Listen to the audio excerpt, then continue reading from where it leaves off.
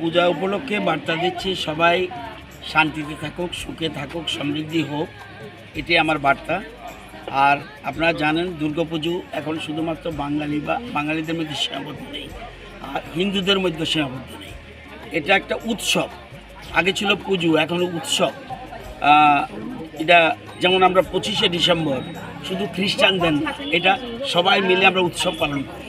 সেরকম দুর্গাপুজো, পয়লা বৈশাখ, ত্রিং উৎসব, তারপরে আপনার 25শে ডিসেম্বর, পয়লা বৈশাখ, এগুলি সবগুলি উৎসব আকারে সবাই, সকল ধর্মের মানুষ, হিন্দু, মুসলিম, বৌদ্ধ, খ্রিস্টান, সবাই মিলে আমরা উৎসবটা পালন করি। এবং এই উৎসবের সময় সবাই সুখ দুঃখ থাকে সবারই, কিন্তু এর মধ্যেও আমরা এই পুজো উপলক্ষে আমরা সবাই আনন্দে মেতে উঠি। সবাই ভালো থাকুক, এটা আমার ইচ্ছা। আমাদের রাজ্যে এমন কোনো অভাব বর্তমানে নেই, কিন্তু অভাব একটা আছে, চ্যালেঞ্জ, সেটা হলো ড্রাগস। এই নেশা থেকে নেশা মুক্ত হতে হবে, অর্থাৎ বিশেষ করে ড্রাগস যারা নেয় এর থেকে আমাদের রাজ্য যেন মুক্ত হয়, সেটাই আমি মা দুর্গার কাছে প্রার্থনা করছি।